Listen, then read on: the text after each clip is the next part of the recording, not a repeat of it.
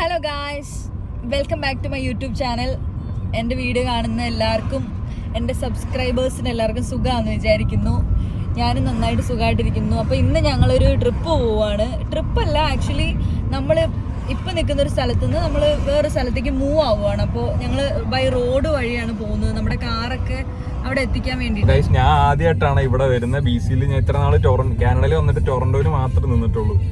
അപ്പൊ ഇങ്ങോട്ട് വന്നപ്പോ ചേച്ചി പറഞ്ഞു ഇവിടെ നല്ലൊരു സ്ഥലമുണ്ട് കാണാം, അപ്പൊ ഞങ്ങൾ അവിടെ പോവാം. എനിക്ക് വിക്ടോറിയ വന്നിട്ട് ഭയങ്കര ഇഷ്ടപ്പെട്ടു കേട്ടോ, നല്ല അടിപൊളി സ്ഥലമാണ്.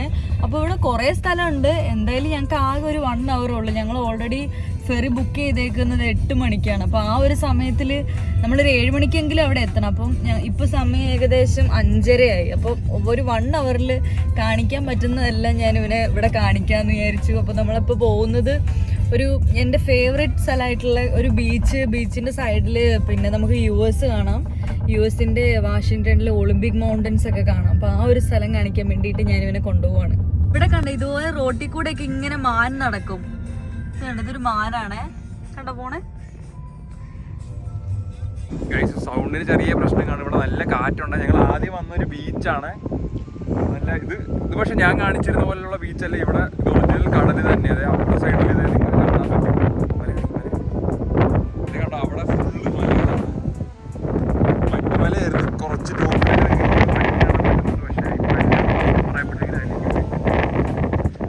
എനിക്കിവിടെ വന്നപ്പോൾ തന്നെ എൻ്റെ ആദ്യം ഞാൻ കണ്ടത് അവിടെ നമുക്ക് കുറേ ആൾക്കാർ പാരച്യൂട്ടിൽ ഇങ്ങനെ ഓരോ ചെയ്യുന്നതാണ്, ഓരോ ട്രിക്സ് ഒക്കെ ചെയ്യുന്നുണ്ട്. അവർ പറയുന്നുണ്ട് ഒരു ക്ലിഫ് പോലെ, നമ്മുടെ നാട്ടിലെ വർക്കല ക്ലിഫ് പോലെ ഉണ്ട്.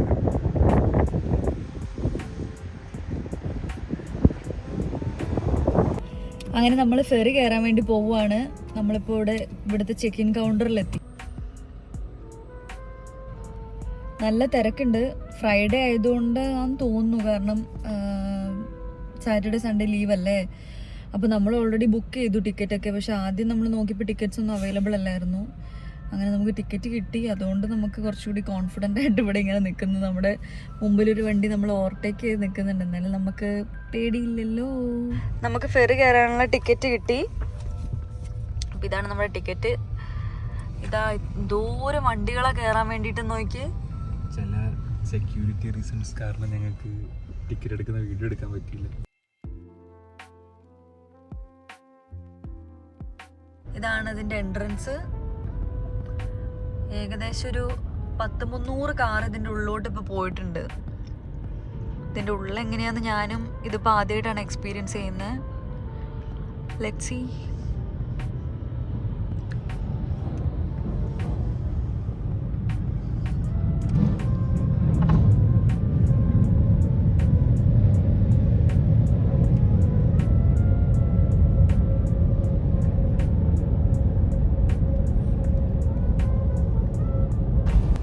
ഞങ്ങൾ താഴെ വണ്ടി പാർക്ക് ചെയ്തിട്ട് മുകളിലോട്ട് പോവാണ്. കപ്പലിൻ്റെ എങ്ങനെയുണ്ട്, കപ്പലിൻ്റെ ഉള്ളിൽ നിന്നൊക്കെ കൈലാസിനെ കാണിക്കാൻ. ആക്ച്വലി ഞാനിതിൽ ഇടയ്ക്കിടയ്ക്ക് ട്രാവൽ ചെയ്യാറുണ്ട്, പക്ഷെ കൈലാസ് പുതിയത്. അപ്പോൾ അവനൊന്ന് കാണിക്കാൻ വേണ്ടിയിട്ട് ഞങ്ങൾ മുകളിലോട്ട് പോകും.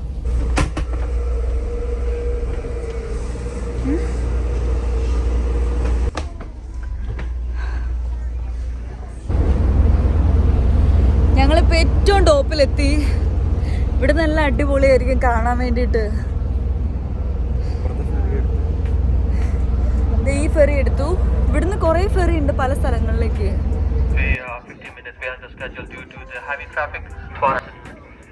Enjoy your voyage and thank you for watch for high door sills.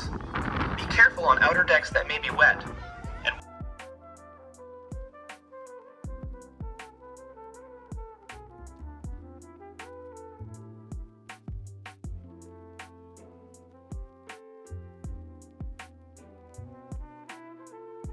അങ്ങനെ ഒരു 1.5 മണിക്കൂറത്തെ ഫെറി യാത്രയ്ക്ക് ശേഷം നമ്മൾ നമ്മുടെ വാൻകൂവർ മെയിൻ ലാൻഡിലെത്തി. ഇനി നേരെ പോയി വിഷ്ണുവേട്ടനെ പിക്ക് ചെയ്യുക, കാറിൻ്റെ കീ ഏൽപ്പിക്കുക, കിടന്നുറങ്ങുക. ഇതാണ് പരിപാടി. Hello guys, good morning. അപ്പം ഞങ്ങളുടെ 2ാമത്തെ ദിവസമാണ് ഇന്ന് ഞങ്ങളുടെ റോഡ് ട്രിപ്പിൻ്റെ.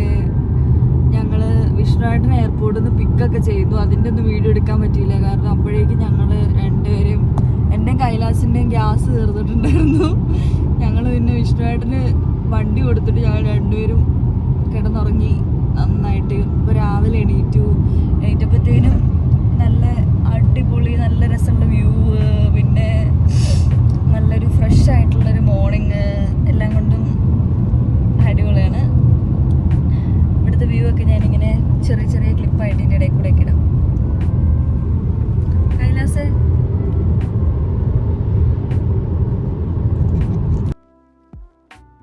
ബ്രിട്ടീഷ് കൊളംബിയ കാണാൻ ഭയങ്കര ബ്യൂട്ടിഫുൾ ആട്ടോ. ഈ പോകുന്ന വഴിയൊക്കെ സത്യം പറഞ്ഞു കഴിഞ്ഞിട്ടുണ്ടെങ്കിൽ എനിക്ക് ഇവിടുന്ന് വരാൻ തന്നെ തോന്നില്ലായിരുന്നു. ആ സൈഡിലെങ്ങാനും വല്ല ടെൻറ്റും അടിച്ച് കൂടിയാലോ എന്ന് ഞാൻ പലപ്പോഴായിട്ട് ആലോചിച്ചു. ഒരു വാലി പോലത്തെ സ്ഥലം, അതിൻ്റെ താഴെ കുറേ വീടുകൾ. എൻ്റെ ഡ്രീമിലുള്ള ഒരു സ്ഥലമാണ് കേട്ടോ. അല്ലെങ്കിൽ ഒരു വീട് വെക്കാൻ ആഗ്രഹമുള്ള ഒരു സ്ഥലമാണ്. ഇതുപോലെയൊക്കെയുള്ളൊരു സ്ഥലത്ത് നല്ല പീസ്ഫുള്ളായിട്ട് ഒരു വീടൊക്കെ വെച്ച് ഇതേപോലെ കുറേ പശുവിനെയൊക്കെ വാങ്ങിച്ച് വിട്ട് ഈ കോർപ്പറേറ്റ് ജോലിയൊന്നും ചെയ്യാതെ അങ്ങനെ ജീവിക്കുക എന്നുള്ളത് എത്ര നടക്കാത്ത മനോഹരമായ സ്വപ്നങ്ങളല്ലേ. പിന്നെ നമ്മൾ കോഫിയൊക്കെ കുടിക്കാൻ വേണ്ടിയിട്ട് അടുത്തൊരു ഗ്യാസ് സ്റ്റേഷൻ കണ്ടു. അപ്പോൾ അവിടെ നിർത്തി. കാരണം നമുക്ക് കോഫി കുടിക്കണം, വണ്ടിക്ക് പെട്രോൾ അടിക്കണം, പല്ല് തേക്കണം, അങ്ങനെയൊക്കെ. അപ്പോൾ അതൊക്കെ കഴിഞ്ഞ് നമ്മൾ വീണ്ടും ഇവിടുന്ന് സ്റ്റാർട്ട് ചെയ്തു.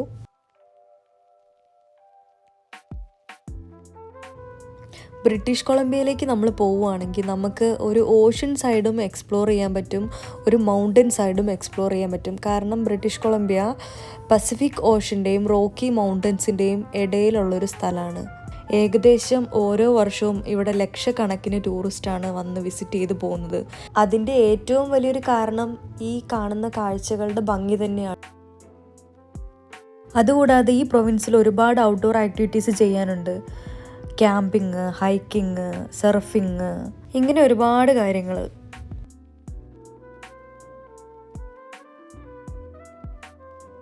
വേറൊരു കാര്യം ഈ ഒരു യാത്രയിൽ പറയാതിരിക്കാൻ പറ്റില്ല. ഞങ്ങളിപ്പോൾ ട്രാവൽ ചെയ്തുകൊണ്ടിരിക്കുന്നത് ട്രാൻസ് കാനഡ ഹൈവേ കൂടെയാണ്. കാനഡയുടെ ഒരറ്റത്ത് നിന്ന്, അതായത് പസഫിക് ഓഷ്യൻ മുതൽ കാനഡയുടെ മറ്റേ അറ്റം വരെ, അറ്റ്ലാന്റിക് ഓഷ്യൻ വരെ നീണ്ടു നിൽക്കുന്ന ഒരു ഹൈവേ ആണ് ട്രാൻസ് കാനഡ ഹൈവേ. ഏകദേശം 7400 കിലോമീറ്റർ ദൂരം നീണ്ടു നിൽക്കുന്ന ഹൈവേ ആണ് ഈ ഹൈവേ. ലോകത്തിലെ തന്നെ ഏറ്റവും നീളം കൂടിയ ഹൈവേ എന്ന് തന്നെ വേണമെങ്കിൽ പറയാം. 7400 എന്ന് ഗൂഗിൾ നോക്കി പറഞ്ഞതാണെങ്കിലും ഞാനും സത്യം പറഞ്ഞാൽ ഒന്ന് വണ്ടർ അടിച്ചു, ഇത് എത്ര ദൂരം ഉണ്ടെന്ന്.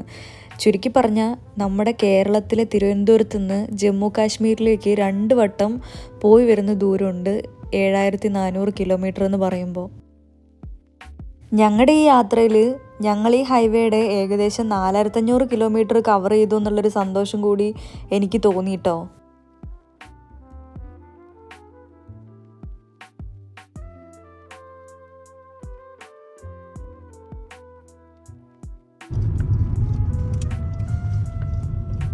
Continue on Emerald Lake Road for 9 kilometers. ഞങ്ങളുടെ ആദ്യത്തെ ലൊക്കേഷൻ എമറാൾഡ് ലേക്ക്, അവിടേക്ക് ഞങ്ങൾ എത്തി. ഇനി ഇവിടെ നിന്ന് ഏകദേശം 9 കിലോമീറ്ററും കൂടെ ഉള്ളൂ. ഞങ്ങൾ എമറാൾഡ് ലേക്കിൻ്റെ പാർക്കിങ്ങിലെത്തി. പക്ഷേ പാർക്കിംഗ് ഫുള്ളാണ്. കാരണം ഇന്ന് സാറ്റർഡേ സൺഡേ ആയതുകൊണ്ട് ഭയങ്കര തിരക്കാണ്. അപ്പോൾ നമ്മൾ ഒരു വഴിയോരത്ത് കുറേ വണ്ടികളൊക്കെ പാർക്ക് ചെയ്തതിൻ്റെ അവിടെ നമ്മളും പാർക്ക് ചെയ്തിട്ട് ഏകദേശം ഒരു 1 കിലോമീറ്ററിൻ്റെ അടുത്ത് നടക്കാനുള്ള ദൂരമുണ്ട്. അപ്പം ഞങ്ങൾ കൈലാസും വിഷ്ണുവേട്ടനും ഞാനും നടന്നു പോവുകയാണ്.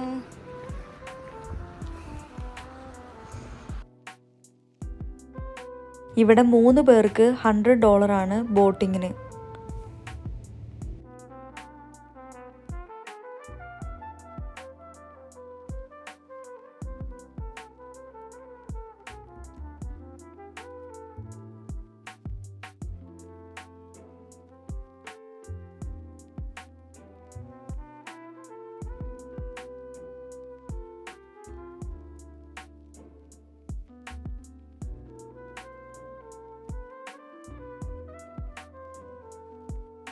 അത്യാവശ്യം കുഴപ്പമില്ലാത്ത പോലത്തെ തണുപ്പ് വെള്ളത്തിനുണ്ട് കേട്ടോ. ഒരു 3 days നന്നായിട്ട് എക്സ്പ്ലോർ ചെയ്യാനുള്ള എല്ലാ സാധനങ്ങളും ഇവിടെ ഉണ്ട്. ഹൈക്കിംഗ് ആയാലും ക്യാമ്പിംഗ് ആയാലും ഇതുപോലത്തെ ബോട്ടിങ് കാര്യങ്ങൾ അങ്ങനെ ആയാലും എല്ലാത്തിനും ഒരുപാട് രസമുള്ളൊരു സ്ഥലമാണ് ഇവിടെ.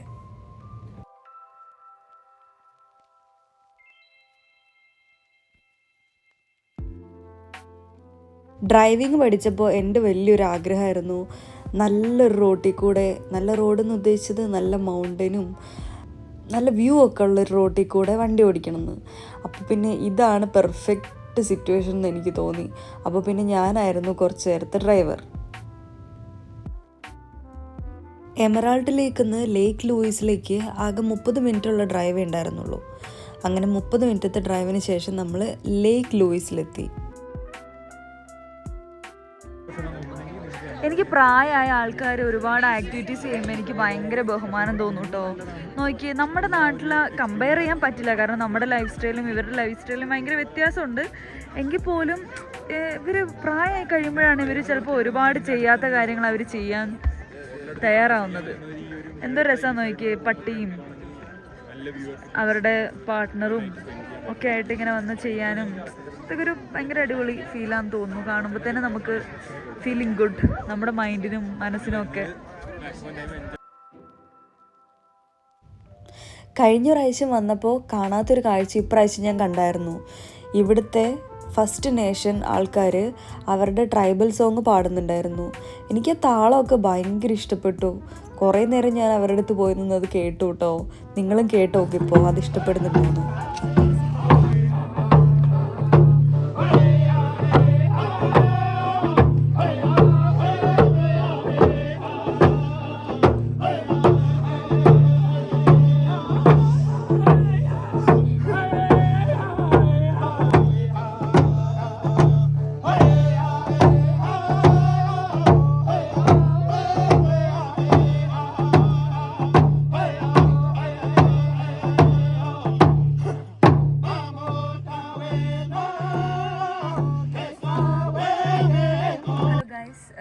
നമ്മളിപ്പോൾ ലേക്ക് ലൂയിസിലാണ് നിൽക്കുന്നത്.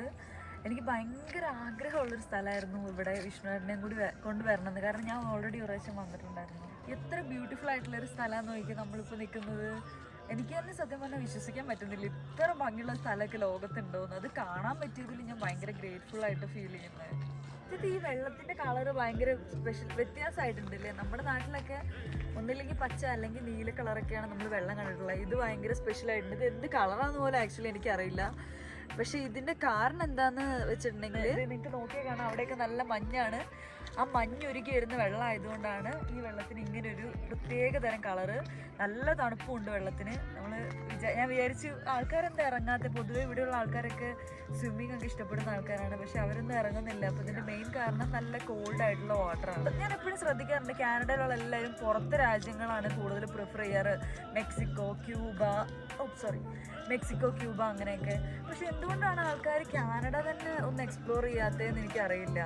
പക്ഷെ കാണാത്തവർ മസ്റ്റായിട്ട് ഒന്ന് കാണേണ്ട സ്ഥലം തന്നെയാണ്. So beautiful. പക്ഷെ ട്രാവലൊക്കെ ഇഷ്ടപ്പെടുന്ന ആൾക്കാരാണെങ്കിൽ ഡെഫിനറ്റ് ആയിട്ടും ഇവിടെ വന്ന് ഇതൊക്കെ ഒന്ന് വിസിറ്റ് ചെയ്യണം. ഇതൊരു വർത്ത് വാച്ചിങ് പ്ലേസ് ആയിട്ടാണ് എനിക്ക് സത്യമായിട്ട് തോന്നുന്നത്. ഭയങ്കര രസം, ഒരു ഭയങ്കര പോസിറ്റീവായിട്ട് എന്തൊരു ഭംഗിയാന്ന് നോക്കി നേച്ചർ തന്നെ.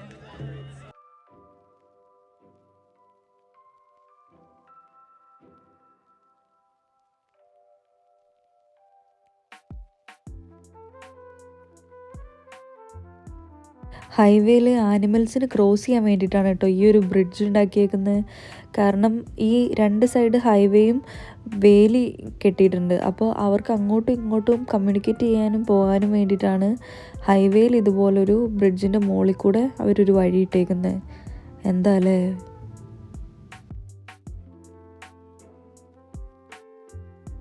ലേക്ക് ലൂയിസ് കണ്ടിട്ട് അടുത്തത് കാണണമെന്ന് വിചാരിച്ച് പോയത് ബാൻഫ് എന്ന് പറയുന്ന ഡൗൺ ടൗൺ ആണ്.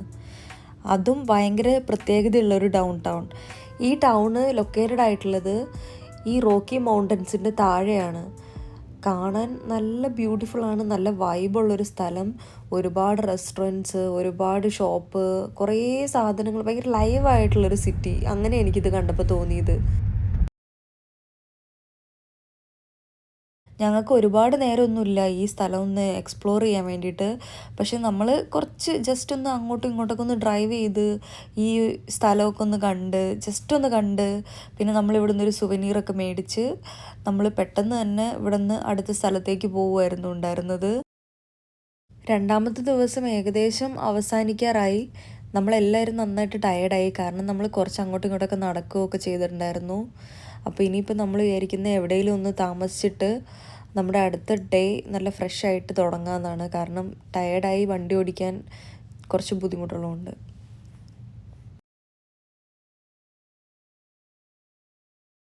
Hello guys, good morning. ഞങ്ങളുടെ ഇന്നത്തെ റോഡ് ട്രിപ്പിൻ്റെ തേർഡ് ഡേ ആണ്. ഞങ്ങൾക്കിനി എത്ര അവേഴ്സ് ഡ്രൈവ് ചെയ്യാണ്ട്? 37 അവേഴ്സും കൂടി ഡ്രൈവ് ചെയ്യാണ്ട് ടൊറൻറ്റോ എത്താൻ വേണ്ടിയിട്ട്. അപ്പോൾ ഇന്നലെ നമ്മൾ ഭയങ്കര ടയേർഡായപ്പോൾ ഒരു ഹോട്ടൽ ബുക്ക് ചെയ്തിട്ട് അവിടെ നിന്നു. ഇപ്പോൾ ഏകദേശം 10 മണിയായി. നമ്മൾ നമ്മുടെ ഡേ തുടങ്ങി. ഇപ്പോൾ നമ്മൾ ബ്രേക്ക്ഫാസ്റ്റ് കഴിച്ചുകൊണ്ടിരിക്കുകയാണ്. ഇത് കഴിച്ച് കഴിഞ്ഞാൽ അപ്പം തന്നെ നമ്മളിവിടെ നിന്ന് ഇറങ്ങും.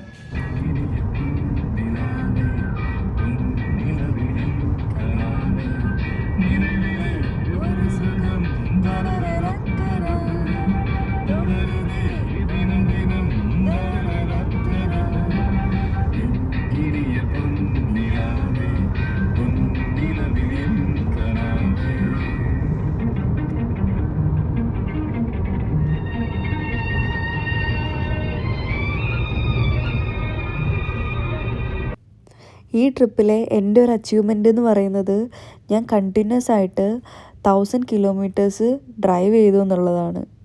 അതെനിക്ക് ഭയങ്കര സന്തോഷമുണ്ടായി. പിന്നെ നമ്മളൊരു ഇന്ത്യൻ റെസ്റ്റോറൻറ്റൊക്കെ കണ്ടുപിടിച്ച് അവിടെ ഇറങ്ങി ഫുഡൊക്കെ കഴിച്ച് പിന്നെ നമ്മുടെ ഡ്രൈവിംഗ് സ്റ്റാർട്ട് ചെയ്തു. ഈ ട്രിപ്പിൽ നമ്മൾ 5 പ്രൊവിൻസ് കവർ ചെയ്തു. 5 പ്രൊവിൻസും 5 ഡിഫറെൻറ്റ് ലാൻഡ്സ്കേപ്പാണ്. നമ്മൾ സസ്കാച്ചുവൻ എത്തിയപ്പോൾ കണ്ടത് ഇതേ ഈ ഉപ്പുപാടങ്ങളാണ്. ഇതിൻ്റെ സയൻറ്റിഫിക് റീസൺ ഒന്നും അറിയില്ല. പക്ഷേ നമ്മൾ കാണുന്ന ലേക്കിലെല്ലാം സൈഡിൽ കൂടെ ആ എഡ്ജിൽ കൂടെ എല്ലാം നമ്മൾ കണ്ടത് ഈ ഉപ്പ് മാത്രമാണ്. ബ്രിട്ടീഷ് കൊളംബിയ മൊത്തം നല്ല അടിപൊളി മരങ്ങളും മലകളൊക്കെ ആണെങ്കിൽ ഈ സാസ്കാച്ചുവൻ സത്യം പറഞ്ഞിട്ടുണ്ടെങ്കിൽ ഇതേപോലെ പരന്ന പാടങ്ങളാണ്. ഇവിടെ ഒരു മരം പോലും കിളിക്കുന്നില്ല എന്ന് തോന്നുന്നു. കാരണം ഈ ഉപ്പായിരിക്കും എന്ന് വിചാരിക്കാം. സസ്കാച്ചുവൻ കഴിഞ്ഞാൽ പിന്നെ അടുത്ത പ്രൊവിൻസ് മാനിറ്റോബ ആയിരുന്നു. അപ്പോൾ മാനിറ്റോബയിൽ നമ്മൾ കണ്ടത് ഈ കാണുന്ന മഞ്ഞ പാടങ്ങളാണ്. ഗൂഗിൾ ചെയ്ത് നോക്കിയപ്പോഴാണ് മനസ്സിലായത് കെനോള ഫീൽഡാണിത്. കെനോള എന്ന് പറഞ്ഞിട്ടുണ്ടെങ്കിൽ നമ്മുടെ നാട്ടിലെ കടുക്. ഇവരിത് മെയിനായിട്ടും പലതരത്തിലുള്ള എണ്ണകൾ ഉണ്ടാക്കാൻ വേണ്ടിയിട്ടാണ് ഉപയോഗിക്കുന്നത്. കുക്കിങ്ങിനാണ് കൂടുതലും. നമുക്ക് റെസ്റ്റ് വേണ്ട പോലെ കാറിനും റെസ്റ്റ് വേണ്ടേ, അതുകൊണ്ട് കാറ് കുറച്ച് നേരം നിർത്തിയിട്ടു. ഞങ്ങളുടെ ഡേ 3 ആണ് ഇന്ന്. ഭയങ്കര ടയേർഡായി. ഒന്നും എന്താ പറയുക, എവിടെയെങ്കിലും ഒരു പാവിരിച്ച് തന്നാൽ അവിടെ കിടക്കും എന്നുള്ളൊരു മൂഡിലിരിക്കുന്ന ഒരവസ്ഥയാണ് രണ്ടുപേരും. കൈലാസ് ബാക്കിൽ കിടന്ന് ഉറങ്ങുന്നുണ്ട്. ഞങ്ങളിപ്പോൾ ഒൻറ്റാരിയോയിലെത്തി. ഇനി ഞങ്ങൾക്ക് 15 മണിക്കൂറും കൂടി ഡ്രൈവ് ഉണ്ട്.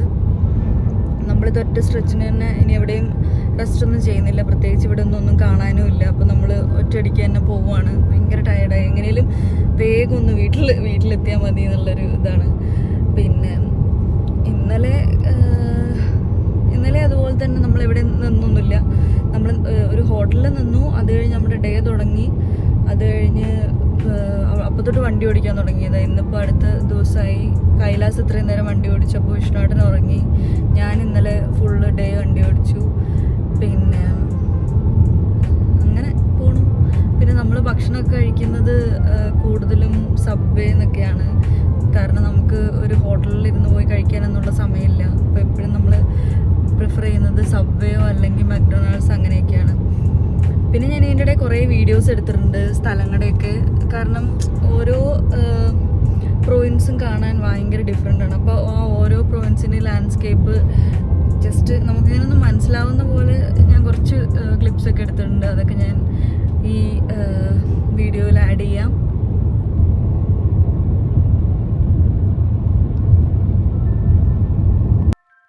ഫോർത്ത് ഡേ എന്ന് പറയുന്നത് നമ്മുടെ അവസാനത്തെ ദിവസമാണ്. 4ാമത്തെ ദിവസമായപ്പം നമ്മൾ രാവിലെ ഒൻറ്റാരിയോ എത്തി. ഒൻറ്റാരിയോ കവർ ചെയ്യാൻ തന്നെ നമുക്ക് ഒരുപാട് സമയം എടുത്തു. ഇന്ന് രാത്രി ആകുമ്പോഴത്തേനും നമ്മൾ നമ്മുടെ ഡെസ്റ്റിനേഷൻ ആയ വീട്ടിൽ എത്തുമെന്നാണ് വിചാരിക്കുന്നത്. എവിടെ നമ്മൾ സ്റ്റോപ്പ് ചെയ്തിട്ടില്ലെങ്കിൽ. നമ്മൾ ഭയങ്കരമായിട്ട് ടയേർഡായി. കാരണം ഇത്രയും ദൂരം ഇരിക്കുക എന്ന് പറയുമ്പോഴത്തേനും നമുക്ക് അത് ഭയങ്കര സ്ട്രെയിൻ ആയിട്ടുള്ള കാര്യമാണ്. പിന്നെ ഈ പോകുന്ന കാഴ്ചയൊക്കെ കാണുന്നതാണ് ഏറ്റവും നല്ലൊരു ഫീൽ ഗുഡ് ആയിട്ടുള്ളൊരു ബെസ്റ്റ് പാർട്ട് ഈ ഒരു ട്രാവലിൽ. ഈ ഒരു യാത്രയിൽ കുറേ കാര്യങ്ങൾ മനസ്സിലായെങ്കിലും അതിനകത്ത് ഒരു കാര്യം എനിക്ക് മനസ്സിലായത് ഏറ്റവും കൂടുതൽ ജനങ്ങൾ താമസിക്കുന്നത് ഒൻറ്റാരിയോയിൽ ടൊറൻറ്റോയിലാണെന്നാണ്. കാരണം ഈ വഴികളിലൊന്നും ഒരു പട്ടിപ്പൂച്ചകളെ പോലും കാണാനില്ല. പ്ലെയിൻ ആയിട്ടുള്ള സ്ഥലം, ആരുമില്ല. ഇനി ഉണ്ടെങ്കിൽ തന്നെ ഒറ്റപ്പെട്ട വീടുകൾ. 48 മണിക്കൂറിലെ ഡ്രൈവിന് ശേഷം നമ്മൾ നമ്മുടെ ഡെസ്റ്റിനേഷൻ എത്തി. നമ്മൾ നേരെ പോയത് ഒരു ലേക്കിൻ്റെ സൈഡിലേക്കാണ്. ആദ്യം അവിടെ കുറച്ച് നേരം ഇരുന്ന് നടുവൊക്കെ ഒന്ന് നൂർത്താൻ വേണ്ടിയിട്ട്. അപ്പോൾ ഈ വീഡിയോ എല്ലാവർക്കും ഇഷ്ടപ്പെട്ടു എന്ന് വിചാരിക്കുന്നു. ഇഷ്ടപ്പെട്ട എല്ലാവരും സബ്സ്ക്രൈബ് ചെയ്യുക. Thanks for watching.